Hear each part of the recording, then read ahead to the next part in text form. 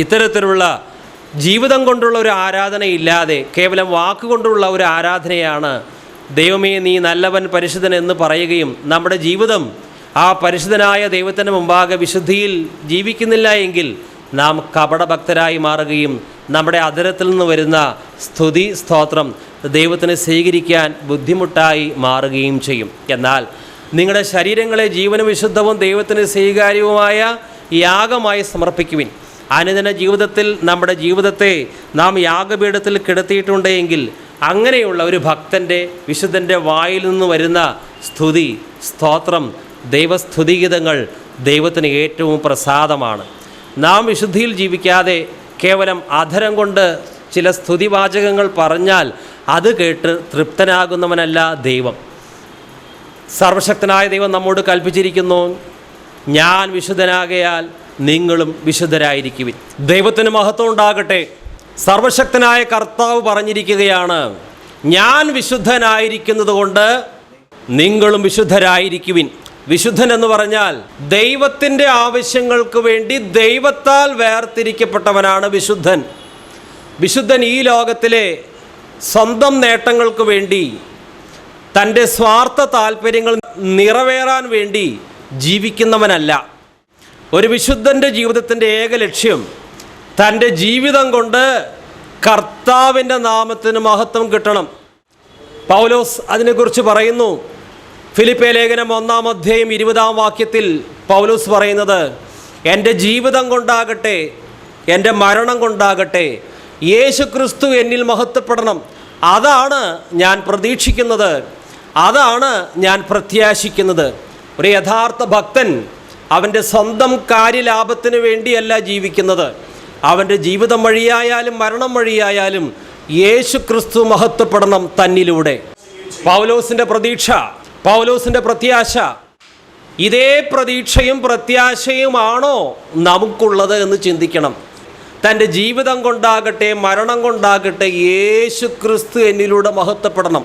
അതിൻ്റെ അർത്ഥം എനിക്ക് നഷ്ടം വന്നാലും, എൻ്റെ പ്രാർത്ഥനകൾക്ക് ഉത്തരം കിട്ടിയില്ല എങ്കിലും, എനിക്ക് തടവായാലും, എൻ്റെ വസ്തുക്കൾ മറ്റുള്ളവർ കവർന്നെടുത്തു കൊണ്ടുപോയാലും എൻ്റെ ജീവിതം കൊണ്ട് കർത്താവിന് മഹത്വം കിട്ടണം. വിശുദ്ധൻ എന്ന് പറഞ്ഞാൽ ദൈവത്തിൻ്റെ ആവശ്യങ്ങൾക്ക് വേണ്ടി ദൈവത്താൽ വേർതിരിക്കപ്പെട്ടവൻ. ദൈവത്തിൻ്റെ ഒരു പ്രവൃത്തി നമ്മിൽ നടക്കുന്നില്ല എങ്കിൽ നമുക്കാർക്കും ദൈവം ആഗ്രഹിക്കുന്നത് പോലെ വിശുദ്ധനാകാൻ സാധ്യമല്ല. കർത്താവ് പറഞ്ഞു, പിതാവിനാൽ ആകർഷിക്കപ്പെടാതെ ആർക്കും എൻ്റെ അരികിലേക്ക് വരാൻ കഴിയുകയില്ല.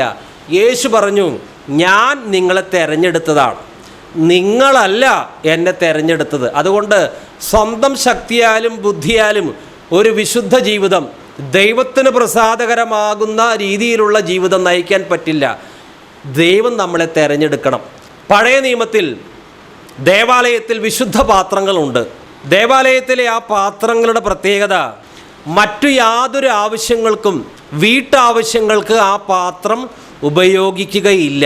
അത് ദൈവത്തിന് വേണ്ടി സമർപ്പിക്കപ്പെട്ടതാണ്. ദേവാലയ കാര്യങ്ങൾക്ക് വേണ്ടി മാത്രം സമർപ്പിക്കപ്പെട്ടതാണ് ആ പാത്രങ്ങൾ. അതുകൊണ്ട് തന്നെ ആ പാത്രത്തെ വിളിക്കുന്നത് ഹോളി വെസൽസ്, വിശുദ്ധ പാത്രങ്ങൾ എന്നാണ്. ഒരുപക്ഷെ ആ പാത്രം ഉണ്ടാക്കിയത് വളരെ വില കൂടിയ മെറ്റൽ കൊണ്ട്, ലോഹം കൊണ്ട് ആയിരിക്കണമെന്നില്ല. എങ്കിലും സാധാരണ ലോഹം കൊണ്ടുണ്ടാക്കിയതായാലും അത് ദേവാലയത്തിലിരിക്കുന്നു, ദേവാലയ കാര്യങ്ങൾക്ക് വേണ്ടി മാത്രം മാറ്റിവെക്കപ്പെട്ടിരിക്കുന്നു. അതുകൊണ്ട് അത് വിശുദ്ധ പാത്രങ്ങളാണ്. അന്ന് ആ പഴയ നിയമ കാലഘട്ടത്തിൽ പണക്കാരായ യഹൂദന്മാരുണ്ട്. അവരുടെ വീട്ടിലും പാത്രങ്ങളുണ്ട്. അത് ഒരുപക്ഷെ വെള്ളി കൊണ്ടോ പൊന്നുകൊണ്ടോ ഉള്ളതായിരിക്കാം, വളരെ വില കൂടിയ പാത്രങ്ങളായിരിക്കാം. പക്ഷെ അവയ്ക്കൊന്നും വിശുദ്ധ പാത്രങ്ങൾ എന്നുള്ള പദവിയില്ല. കാരണം അവ വീട്ടാവശ്യങ്ങൾക്ക് ഉപയോഗിക്കുന്നവയാണ്. അവ വില കൂടിയ മെറ്റൽ കൊണ്ടുണ്ടാക്കി അതിന് യാതൊരു പ്രസക്തിയുമില്ല. അത് ഉപയോഗിക്കുന്നത് ദേവാലയത്തിലെ ആവശ്യങ്ങൾക്ക് വേണ്ടിയല്ല, വീട്ടിലെ കാര്യങ്ങൾക്ക് വേണ്ടിയാണ്. പ്രിയമുള്ളവരെ, രക്ഷിക്കപ്പെട്ട നാം വിശുദ്ധ പാത്രങ്ങളാണ്. പുതിയ നിയമത്തിൽ വിശ്വാസികളെ പാത്രങ്ങൾ എന്ന് 3 വേദഭാഗങ്ങളിൽ വിളിച്ചിട്ടുണ്ട്. പൗലോസ് കർത്താവിനാൽ തിരഞ്ഞെടുക്കപ്പെട്ടൊരു പാത്രം എന്ന അപ്പസ്തോല പ്രവൃത്തിയിൽ കാണാം. 2 കൊരിന്ത്യർ 4:7 ഈ അത്യന്ത ശക്തി മൺപാത്രത്തിലാണ് നിക്ഷേപിച്ചിട്ടുള്ളത് എന്ന് കാണാം. ഇനി തിമോത്തിയോസിൻ്റെ ലേഖനത്തിൽ ഒരു ഭവനത്തിൽ വിവിധ പാത്രങ്ങളുണ്ട് എന്ന് പറഞ്ഞിരിക്കുന്നു. ആ പാത്രം വിശ്വാസികളെയാണ് കുറിക്കുന്നത്. നമ്മെക്കാളും സൗന്ദര്യമുള്ളവരും പണമുള്ളവരും ആരോഗ്യമുള്ളവരും പദവികളുള്ളവരും ഈ പ്രദേശത്ത് ഈ ലോകത്ത് ധാരാളം പേരുണ്ട്. അവർക്ക് പദവിയുള്ളതുകൊണ്ടോ സൗന്ദര്യമുള്ളതുകൊണ്ടോ നല്ല കുലത്തിൽ ജനിച്ചതുകൊണ്ടോ അങ്ങനെ ആർക്കും വിശുദ്ധ പാത്രങ്ങളാകാൻ പറ്റില്ല. ദൈവത്താൽ വിളിച്ച് വേർതിരിക്കപ്പെട്ട് ദൈവിക ആവശ്യങ്ങൾക്ക് വേണ്ടി മാത്രം ജീവിക്കുന്ന ഒരു വ്യക്തിയാണ് വിശുദ്ധൻ. അവനാണ് ഹോളി വെസൽ. അതുകൊണ്ട് എനിക്ക് സൗന്ദര്യമില്ല, പദവിയില്ല, മറ്റുള്ളവർക്ക് ഉള്ളതുപോലെ ചില ഭൗതിക നേട്ടങ്ങൾ എനിക്കില്ല എന്നോർത്ത് ആരും നിരാശപ്പെടരുത്. ഈ വിശുദ്ധ പദവി പണം കൊണ്ട് നേടാൻ പറ്റില്ല. പൊന്ന് സംഭരിച്ചതുകൊണ്ടോ ധാരാളം ബാങ്ക് നിക്ഷേപം ഒരു വ്യക്തിക്ക് ഉള്ളതുകൊണ്ടോ ഈ ഹോളി വെസൽ വിശുദ്ധ പാത്രമാകാൻ പറ്റില്ല. കർത്താവിനാൽ തിരഞ്ഞെടുക്കപ്പെടുകയും കർത്താവിന് വേണ്ടി മാത്രം ജീവിക്കുകയും ചെയ്യുന്ന ഒരുവൻ അവൻ ഹോളി വെസലാണ്, തിരഞ്ഞെടുക്കപ്പെട്ട പാത്രമാണ്. ദൈവം എന്തിനാണ് മനുഷ്യവർഗത്തെ സൃഷ്ടിച്ചത്? കുറേ അടിമകളെ സൃഷ്ടിക്കാൻ വേണ്ടിയല്ല ദൈവം സൃഷ്ടിച്ചത് മനുഷ്യനെ. ദൈവം പറയുന്നത് മനുഷ്യൻ കേൾക്കണം, നിശ്ചയമായും നമ്മൾ ദൈവത്തെ അനുസരിക്കണം. എന്നാൽ ദൈവം പറയുന്നതെല്ലാം അനുസരിക്കുക, ആ ഒറ്റ കാര്യം മാത്രം ചെയ്യുന്ന ഒരു സൃഷ്ടി, അതിനു വേണ്ടിയല്ല ദൈവം മനുഷ്യനെ സൃഷ്ടിച്ചത്. നിശ്ചയമായും ദൈവത്തെ നാം അനുസരിക്കണം. എന്നാൽ ദൈവം മനുഷ്യനെ സൃഷ്ടിക്കുമ്പോൾ തൻ്റെ മനസ്സിൽ അതിനേക്കാളും വലിയ പദ്ധതി ഉണ്ട്. അതെന്താണ്? ദൈവം മനുഷ്യനെ സൃഷ്ടിക്കുന്നത് തന്നെ തൻ്റെ സ്വന്തം സാദൃശ്യത്തിലും സ്വരൂപത്തിലുമാണ്.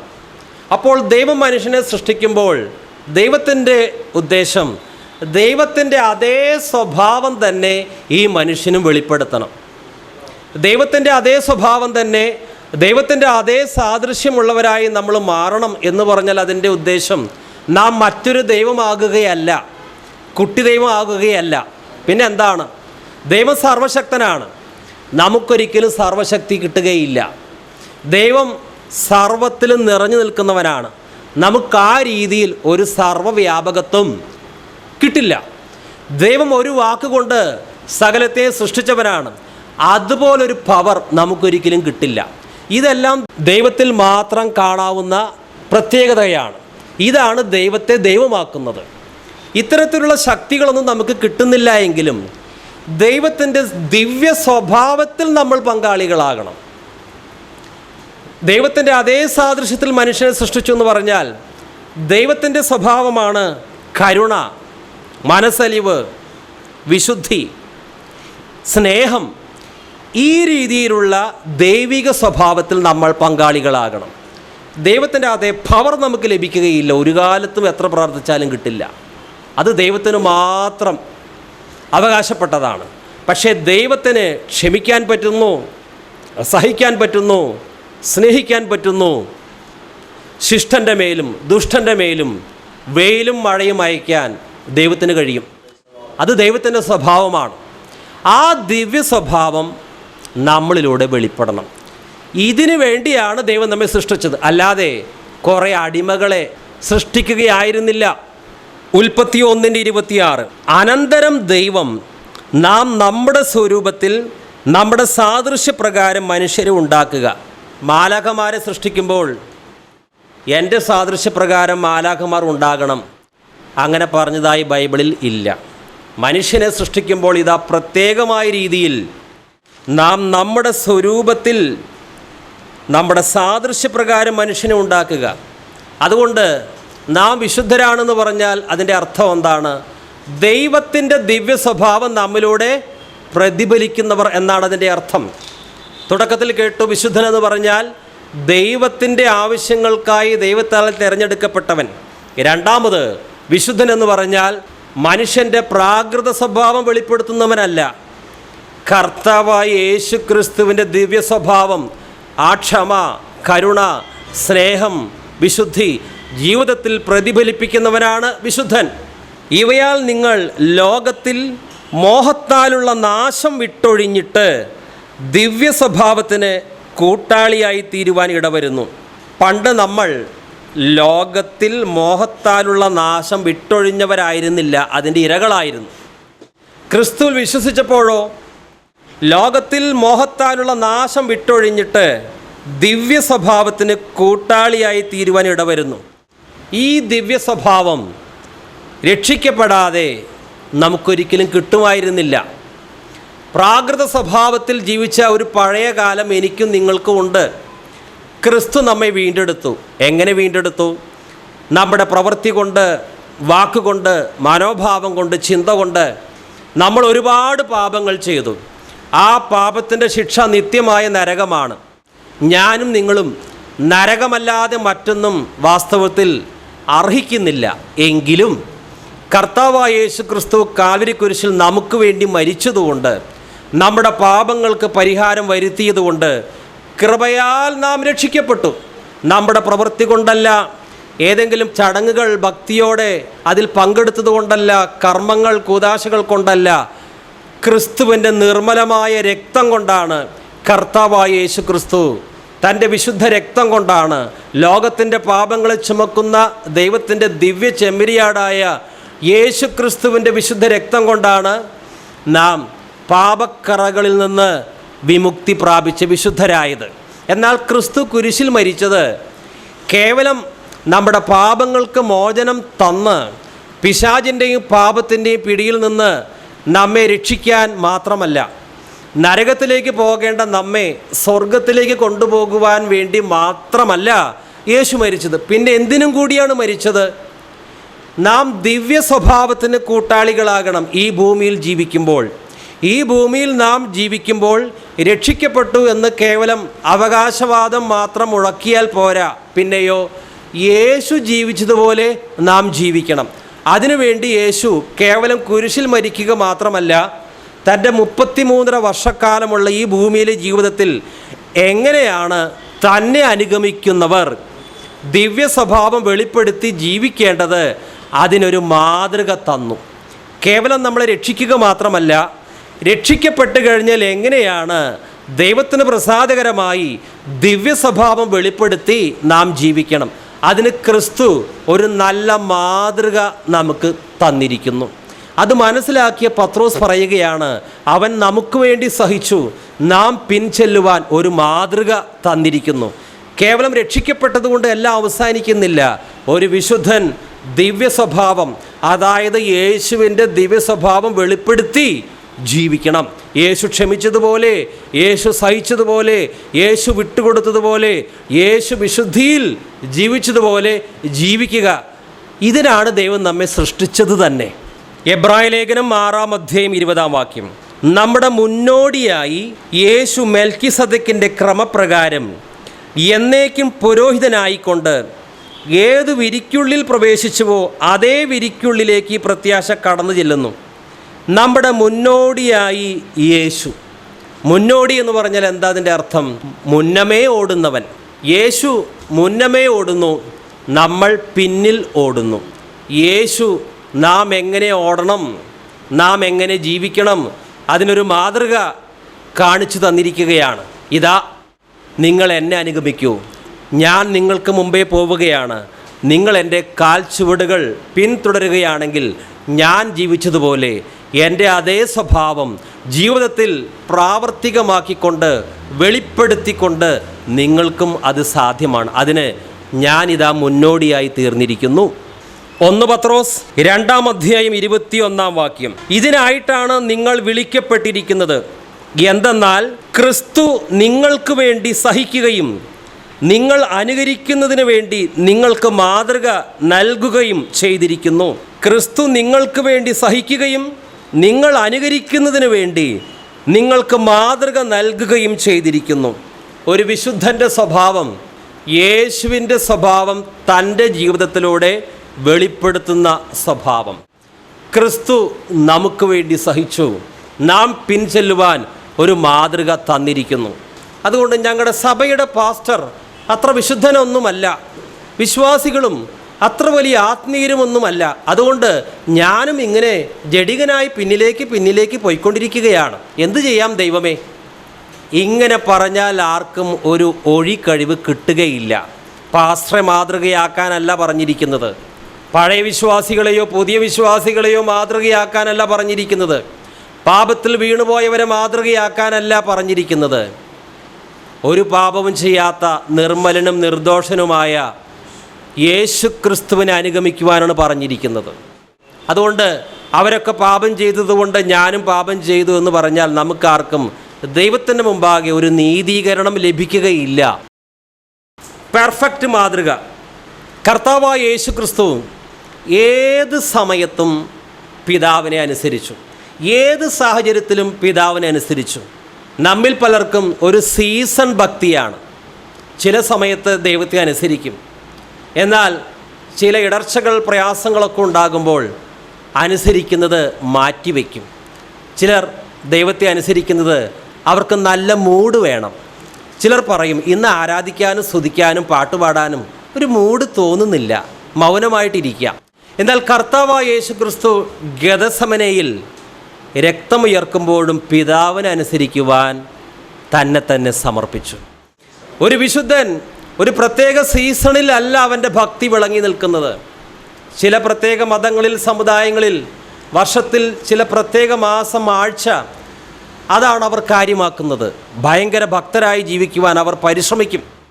എന്നാൽ വിശുദ്ധ ബൈബിളിലെ ദൈവഭക്തി എന്നുള്ളത് സീസൺ ദൈവഭക്തിയല്ല. അത് ഓരോ ദിവസവും, ഓരോ ആഴ്ചയും, ഓരോ വർഷവും ഈ ഭൂമിയിൽ എത്ര നാളുകൾ ദൈവം നമുക്ക് തരുന്നുവോ അത്രയും നാളുകൾ നാം വിശുദ്ധിയിൽ തന്നെ ജീവിക്കണം. ഒരു വിശുദ്ധൻ എപ്പോഴും വിശുദ്ധനാണ്. ചിലർക്ക് പകൽ നല്ല വിശുദ്ധിയാണ്, രാത്രി അവർക്ക് വിശുദ്ധി കാണാനില്ല. ചിലർക്ക് എല്ലാവരുടെയും നടുവിലിരിക്കുമ്പോൾ ഭയങ്കര വിശുദ്ധിയാണ്, ആരുമില്ലാതെ ഒറ്റയ്ക്കിരിക്കുമ്പോൾ യാതൊരു വിശുദ്ധിയുമില്ല. അതൊന്നും വിശുദ്ധന്മാരല്ല, കപടഭക്തന്മാരാണ്. യോഹന്നാൻ 13:13-15 വാക്യങ്ങൾ: നിങ്ങൾ എന്നെ ഗുരുവെന്നും കർത്താവെന്നും വിളിക്കുന്നു, ഞാൻ അങ്ങനെ ആകുന്നത് കൊണ്ട് നിങ്ങൾ പറയുന്നത് ശരി. കർത്താവും ഗുരുവുമായി ഞാൻ നിങ്ങളുടെ കാൽ കഴുകിയെങ്കിൽ നിങ്ങളും അന്യോന്യം കാൽ കഴുകേണ്ടതാകുന്നു. ഞാൻ നിങ്ങൾക്ക് ചെയ്തതുപോലെ നിങ്ങളും ചെയ്യേണ്ടതിന് ഞാൻ നിങ്ങൾക്ക് ദൃഷ്ടാന്തം തന്നിരിക്കുന്നു. യേശുവിൻ്റെ മൊത്തം ജീവിതം ഇതാണ്. ഞാൻ നിങ്ങൾക്ക് ചെയ്തതുപോലെ നിങ്ങളും ചെയ്യേണ്ടതിന് ഞാൻ നിങ്ങൾക്ക് ദൃഷ്ടാന്തം തന്നിരിക്കുന്നു. പഴയ നിയമത്തിൽ ഏതെങ്കിലും ഒരു പ്രവാചകനോ രാജാവിനോ ഇപ്രകാരം പറയാൻ കഴിയുമോ? ദാവീദിന് പറയാൻ കഴിയുമോ? ഞാൻ നിങ്ങൾക്ക് ചെയ്തതുപോലെ നിങ്ങളും ചെയ്യേണ്ടതിന് ഞാൻ നിങ്ങൾക്ക് ദൃഷ്ടാന്തം തന്നിരിക്കുന്നു. ദാവീദ് അങ്ങനെ പറഞ്ഞാൽ നമ്മൾ ഓർക്കും ബത്ശബയുടെ കാര്യം. അതുകൊണ്ട് ദാവീദിന് അങ്ങനെ പറയാൻ പറ്റില്ല. മോശയ്ക്ക് പറയാൻ പറ്റുമോ? കാരണം മെരീബായുടെ കലഹജലത്തെങ്കിൽ മോശ അവിവേകം സംസാരിച്ചു. യേശു ക്രിസ്തുവിന് മാത്രം പറയാൻ കഴിയുന്നൊരു കാര്യം, ഞാൻ ദൃഷ്ടാന്തം നിങ്ങൾക്ക് കാണിച്ചു തന്നിരിക്കുന്നു. അവൻ നമുക്ക് വേണ്ടി സഹിച്ചു, നാം പിൻചെല്ലുവാൻ ഒരു മാതൃക. മറ്റു പലരും ഭക്തരായിരുന്നു, ഏലിയാവും വലിയ എരിവുള്ളവനായിരുന്നു. പക്ഷേ ഞാൻ ചെയ്തതുപോലെ നിങ്ങളും ചെയ്യണമെന്ന് പറയാൻ സാധ്യമല്ല. കാരണം ഒരു പ്രത്യേക ഘട്ടത്തിൽ അത്രയും പ്രതിസന്ധി ഉണ്ടായപ്പോൾ മതി യഹോവേ, ഇനി എന്നെ വിളിക്കണം. അതുകൊണ്ട് അദ്ദേഹത്തിന് പറയാൻ പറ്റില്ല നിങ്ങൾ എന്നെ അനുഗമിക്കണം എന്ന്. അവരുടെ എല്ലാം ജീവിതത്തിൽ ഒത്തിരി നല്ല വശങ്ങളുണ്ടായിരുന്നുവെങ്കിലും എല്ലാം നമുക്ക് അനുകരിക്കാൻ പറ്റുമായിരുന്നില്ല. എന്നാൽ ക്രിസ്തു പറയുന്നു, ഞാൻ നിങ്ങൾക്ക് ദൃഷ്ടാന്തം തന്നിരിക്കുകയാണ്. പ്രിയമുള്ളവരെ, ഈ വിശുദ്ധ ബൈബിൾ വായിക്കുമ്പോൾ, പ്രത്യേകിച്ച് പുതിയ നിയമം വായിക്കുമ്പോൾ യേശുവിൻ്റെ ജീവിതമാണ് നാം മനസ്സിലാക്കുന്നത്. ദിവ്യസ്വഭാവം നമ്മിലൂടെ പ്രതിഫലിക്കണം. യേശു ജീവിച്ചതുപോലെ ജീവിക്കണം. എങ്ങനെയാണ് യേശു ജീവിച്ചത്? അത് മനസ്സിലാക്കുവാൻ എങ്ങനെ കഴിയും? അത് സുവിശേഷങ്ങളിലൂടെ, ലേഖനങ്ങളിലൂടെ യേശുവിൻ്റെ ജീവിതവും നല്ല മാതൃകയും ഉപദേശങ്ങളും നമുക്ക് മനസ്സിലാക്കാൻ കഴിയും. യേശു ക്രിസ്തു എങ്ങനെയുള്ളവനാണ്, അവിടുത്തെ സ്വഭാവ മഹിമ എന്താണ്, അത് നമുക്ക് ബൈബിൾ വായിക്കുമ്പോൾ മനസ്സിലാക്കാൻ കഴിയും. അങ്ങനെ മനസ്സിലാക്കിയ കാര്യം ജീവിതത്തിൽ പ്രാവർത്തികമാക്കണം. യേശു ജീവിച്ചതുപോലെ നമ്മളും ജീവിക്കണം. അതിനാണ് പരിശുദ്ധാത്മാവ് നമ്മെ സഹായിക്കുന്നത്. ഒന്നുകൂടി പറയാം, യേശുവിൻ്റെ ദിവ്യ സ്വഭാവം എന്താണ് എന്ന് നമ്മൾ മനസ്സിലാക്കുന്നത് ബൈബിൾ വായനയിലൂടെയാണ്. എന്നാൽ യേശു ജീവിച്ചതുപോലെ ജീവിക്കുവാൻ നമുക്ക് ശക്തിയും സഹായവും തരുന്നത് പരിശുദ്ധാത്മാവാണ്. നമ്മുടെ ഈ ലോക ജീവിതത്തിൽ പല സംഭവങ്ങളുണ്ടാകും, നഷ്ടങ്ങളുണ്ടാകും, ലാഭങ്ങളുണ്ടാകും, അപമാനങ്ങളും പ്രശസ്തിയും ഉയർച്ചയും താഴ്ചയും ഒക്കെ ഉണ്ടാകും. ഇതൊന്നും യാദൃച്ഛികമായിട്ടല്ല വരുന്നത്. പൂർണ്ണ ഹൃദയത്തോടെ നാം കർത്താവിനെ പിൻപറ്റുന്നവരാണ് എങ്കിൽ നമുക്കുണ്ടാകുന്ന ഇത്തരം അനുഭവങ്ങളെല്ലാം ദൈവമാണ് ചുക്കാൻ പിടിക്കുന്നത്. അതെന്തിനു വേണ്ടിയാണ് ദൈവം തൻ്റെ അനന്തശക്തി ഉപയോഗിച്ച് ഇത്തരം കാര്യങ്ങൾ, സംഭവങ്ങൾ നമ്മുടെ ജീവിതത്തിൽ ഉണ്ടാകുവാൻ ദൈവം അനുവദിക്കുന്നത്? ഒരു ലക്ഷ്യമുണ്ട്. നാം യേശു ക്രിസ്തുവിൻ്റെ ദിവ്യ സ്വഭാവത്തോട് അനുരൂപരാകണം. കേവലം വിശുദ്ധൻ, രക്ഷിക്കപ്പെട്ടവൻ എന്ന് പേരുകൊണ്ട് മാത്രം കാര്യമില്ല. യേശുവിൻ്റെ ദിവ്യ സ്വഭാവം വെളിപ്പെടുത്തണം. അതിന് നമ്മെ സഹായിക്കുവാൻ പറ്റിയ വിവിധ സാഹചര്യങ്ങൾ, വിവിധ അനുഭവങ്ങൾ ദൈവം തന്നെ നമ്മുടെ ചുറ്റും ഒരുക്കുകയാണ്.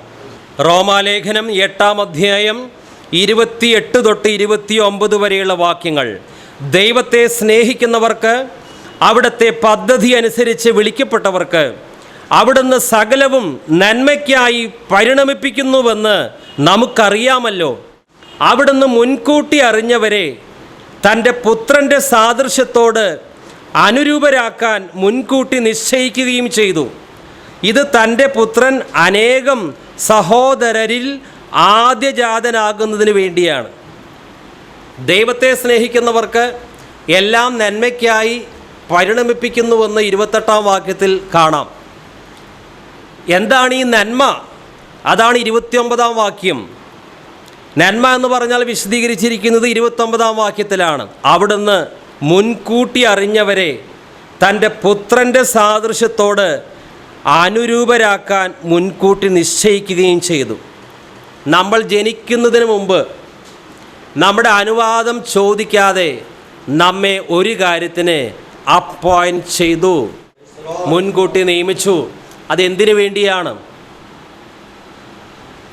പുത്രൻ്റെ സ്വഭാവത്തോട് അനുരൂപരാകുവാൻ, യേശു ക്രിസ്തുവിൻ്റെ ദിവ്യ സ്വഭാവത്തോട് അനുരൂപരാകാൻ വേണ്ടി ലോകസ്ഥാപനത്തിന് മുമ്പ് ദൈവത്താൽ തിരഞ്ഞെടുക്കപ്പെട്ടവരെ ദൈവം മുൻകൂട്ടി നിശ്ചയിച്ചു. ഇത് ദൈവം തന്നെ ചെയ്തതായതുകൊണ്ട് നമ്മുടെ ജീവിതത്തിൽ യേശുവിൻ്റെ ദിവ്യ സ്വഭാവം വെളിപ്പെടണം എന്നുള്ള കാര്യത്തിൽ ദൈവത്തിന് നിർബന്ധമുണ്ട്. ഈ കാര്യം നമ്മൾ തിരിച്ചറിഞ്ഞില്ല എങ്കിൽ ഇവിടെ എന്നെ അനുഗ്രഹിക്കണേ, അനുഗ്രഹിക്കണേ, വിടുതൽ കിട്ടണേ, വിടുതൽ കിട്ടണേ, ഇത് മാത്രമായിരിക്കും നമ്മുടെ പ്രാർത്ഥന. ഒടുവിൽ ക്രിസ്തുവിൻ്റെ സ്വഭാവം നമ്മിലൂടെ വെളിപ്പെടുത്താതെ, പ്രാകൃത സ്വഭാവം വെളിപ്പെടുത്തി ദൈവം എന്തിനു വേണ്ടി നമ്മെ മുൻകൂട്ടി നിശ്ചയിച്ചുവോ ആ കാര്യം നമ്മിൽ നടപ്പിലാക്കാതെ, ദൈവത്തിൻ്റെ ലക്ഷ്യം നമ്മിൽ നിറവേറാതെ നാം ഏറ്റവും അരിഷ്ട മനുഷ്യരായി മരിച്ചു പോകും. അത് വരാതിരിക്കാൻ വേണ്ടി നമ്മുടെ ജീവിതത്തിൽ ചിലപ്പോൾ വേദനിക്കുന്ന സാഹചര്യങ്ങൾ, നഷ്ടം, വസ്തുനഷ്ടം, അപമാനം പലതും ദൈവം ഒരുക്കുകയാണ്. എന്തിനു വേണ്ടി? യേശു ക്രിസ്തുവിൻ്റെ ദിവ്യ സ്വഭാവത്തിന് നിരക്കാത്ത, ചേരാത്ത എല്ലാ പ്രാകൃത സ്വഭാവങ്ങളും നമ്മിൽ നിന്ന് നീക്കിക്കളയാൻ വേണ്ടിയാണ് ചില ദുസ്സഹമായ സാഹചര്യങ്ങൾ, നാം കഷ്ടത എന്ന് വിളിക്കുന്ന ചില കാര്യങ്ങൾ ദൈവം ക്രമീകരിക്കുന്നത്. ഇത് തിരിച്ചറിഞ്ഞാൽ കഷ്ടത വന്നാലും സ്തോത്രം. കാരണം എൻ്റെ പ്രാകൃത സ്വഭാവം മാറി യേശുവിൻ്റെ ദിവ്യ സ്വഭാവം അത് എന്നിൽ വെളിപ്പെടാൻ വേണ്ടിയാണല്ലോ കർത്താവേ ഇന്ന ഇന്ന തകർച്ചകൾ, ഇന്ന ഇന്ന നഷ്ടങ്ങൾ ഞാൻ മുട്ടിപ്പായി പ്രാർത്ഥിച്ചിട്ടും ആ പ്രാർത്ഥനയ്ക്ക് ഉത്തരം അങ്ങ് തരാതിരുന്നത് എന്ന് പറഞ്ഞ് നാം ദൈവത്തെ നന്ദിയോടെ സ്തുതിക്കും. എന്തിനു വേണ്ടി എന്നെ നിയമിച്ചു? എന്തിനു വേണ്ടിയാ? അവിടുന്ന് മുൻകൂട്ടി അറിഞ്ഞവരെ തൻ്റെ പുത്രൻ്റെ സാദൃശ്യത്തോട് അനുരൂപരാക്കാൻ മുൻകൂട്ടി നിശ്ചയിക്കുകയും ചെയ്തു. നമ്മളിൽ പലരും ചിലപ്പോൾ അഹങ്കാരികളാകാറുണ്ട്, നമുക്ക് നിഗളം വരാറുണ്ട്. ഞാൻ ജീവിക്കുന്നത് എൻ്റെ പാസ്റ്ററേക്കാളും വിശുദ്ധിയിലാണ്, ഞാൻ ജീവിക്കുന്നത് എൻ്റെ സഭയിലെ വിശ്വാസികളുടെ ആ വിശുദ്ധ നിലവാരത്തേക്കാൾ അല്പം കൂടി മെച്ചമായൊരു വിശുദ്ധ നിലവാരമാണ് എനിക്കുള്ളത്. അവർക്ക് ക്ഷമിക്കാൻ പറ്റാതിരിക്കുമ്പോൾ ഞാൻ ക്ഷമിച്ചു. ഈ സാഹചര്യത്തിൽ എനിക്ക് ക്ഷമിക്കാൻ ഒരു ബുദ്ധിമുട്ടും ഉണ്ടാകുമായിരുന്നില്ല, അവർക്ക് ക്ഷമിക്കാൻ പറ്റിയില്ല. അതുകൊണ്ട് ഞാൻ അവരെക്കാളൊക്കെ മെച്ചമാണ് എന്നുള്ള ഒരു അഹങ്കാരം നമ്മൾ അറിയാതെ തന്നെ നമ്മളെ കടന്നു പിടിക്കും. എന്നാൽ നമ്മൾ നമ്മുടെ ജീവിതത്തെ മറ്റു വിശ്വാസികളുമായോ പാസ്റ്ററുമായോ വീണ് കിടക്കുന്ന മറ്റാരെങ്കിലുമായോ തുലനം ചെയ്യാൻ ബൈബിൾ പറഞ്ഞിട്ടില്ല. നാം നമ്മുടെ ജീവിതത്തെ തുലനം ചെയ്യേണ്ടത്, താരതമ്യപ്പെടുത്തേണ്ടത് യേശുക്രിസ്തുവിൻ്റെ വിശുദ്ധ ജീവിതത്തോടാണ്. യേശുക്രിസ്തുവിൻ്റെ ദിവ്യ സ്വഭാവത്തോട് നമ്മുടെ ജീവിതത്തെ തുലനം ചെയ്താൽ, ഞാൻ അങ്ങനെ ചെയ്യുകയാണെങ്കിൽ എനിക്കൊരിക്കലും നിഗളം വരികയില്ല. ഞാൻ എത്ര പിന്നിലാണ് കർത്താവേ, അങ്ങയുടെ ദിവ്യ സ്വഭാവത്തിൽ നിന്ന് ഞാൻ എത്രമാത്രം പിന്നിൽ കിടക്കുന്നു. എനിക്ക് ലജ്ജയും കുറ്റബോധവും മാനസാന്തരവുമാണ് ഉണ്ടാവുക. എന്നാൽ ഞാൻ എൻ്റെ ചുറ്റുപാടുമുള്ള ചില വിശ്വാസികളെ നോക്കിയാലോ എനിക്ക് നിഗളം വരും. കാരണം ഞാൻ അവരെക്കാൾ കൂടുതൽ ഒരുപക്ഷേ പ്രാർത്ഥിക്കുന്നുണ്ടായിരിക്കാം, അവരെക്കാൾ കൂടുതൽ പല മേഖലകളിലും ഞാൻ വിശുദ്ധിയിൽ ജീവിക്കുന്നുണ്ടായിരിക്കാം, വചനമറിയാമായിരിക്കാം, മറ്റു പലതും എനിക്കുണ്ടായിരിക്കാം. പക്ഷേ എൻ്റെ ജീവിതം യേശുവുമായി തുലനം ചെയ്താലോ ഞാൻ എവിടെയാണ് കിടക്കുന്നത് എന്നുള്ള കാര്യം തിരിച്ചറിഞ്ഞ് ഞാൻ യഥാർത്ഥത്തിൽ മാനസാന്തരപ്പെടും. അത് നമ്മെ താഴ്മയിലേക്ക് കൊണ്ടുപോകും. എന്നാൽ മറ്റുള്ളവരുമായി തുലനം ചെയ്യുമ്പോഴോ അത് ഒരുപക്ഷെ തലക്കനം വർദ്ധിക്കാൻ ഉപകരിക്കും. കാരണം ഇന്ന് വീണ് കിടക്കുന്ന ധാരാളം പേരുണ്ട്. 1 യോഹന്നാൻ 2:6 അവനിൽ വസിക്കുന്നെന്ന് പറയുന്നവൻ അവൻ നടന്ന അതേ വഴിയിലൂടെ നടക്കേണ്ടിയിരിക്കുന്നു. അവനിൽ യേശുവിൽ വിശ്വസിക്കുന്നു എന്ന് പറയുന്നവൻ അവൻ നടന്ന അതേ വഴിയിലൂടെ നടക്കേണ്ടിയിരിക്കുന്നു.